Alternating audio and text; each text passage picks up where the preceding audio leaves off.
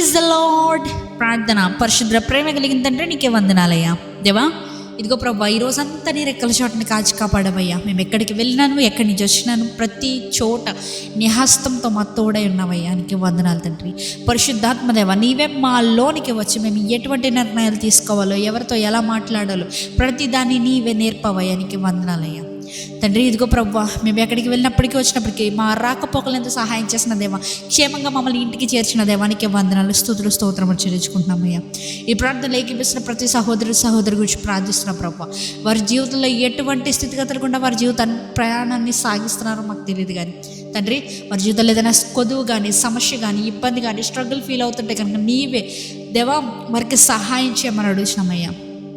దేవా, ఎంతమంది అయితే ప్రభువా వారి జీవితంలో బ్రేక్ త్రూ కోసం ఎదురు చూస్తున్నారు, ఈ 2026లో వారి జీవితంలో బ్రేక్ త్రూ వచ్చునుగా కానీ ప్రకటిస్తున్నామయ్యా. ఎవరెవరికైతే సహాయం కోసం ఎదురు చూస్తున్నారు, నీవే ప్రభువా అనుకోని రీతిగా సహాయం చేయమని అడుగుతున్నామయ్యా. అద్భుతమైన రీతిగా సహాయం చేయమని అడుగుతున్నాం దేవా తండ్రి. ఇదిగో ప్రభు, ఎవరెవరైతే ప్రభు ఈరోజు ఇంటర్వ్యూస్కి వెళ్ళారో I will get back soon అని చెప్పుంటారు, కానీ ప్రభు వారికి తొందరలోనే జాబ్ ఆఫర్ లెటర్ వచ్చేలా సహాయం చేయమని అడుగుతున్నాం తండ్రి. అంతేకాకుండా ప్రభు ఇదిగో అయ్యా తండ్రి, మేము ఈరోజు ఒకవేళ తెలిసి తెలియక ఏదైనా మిస్టేక్ చేస్తుంటే మమ్మల్ని క్షమించమని అడుగుతున్నాం ప్రభా తండ్రి.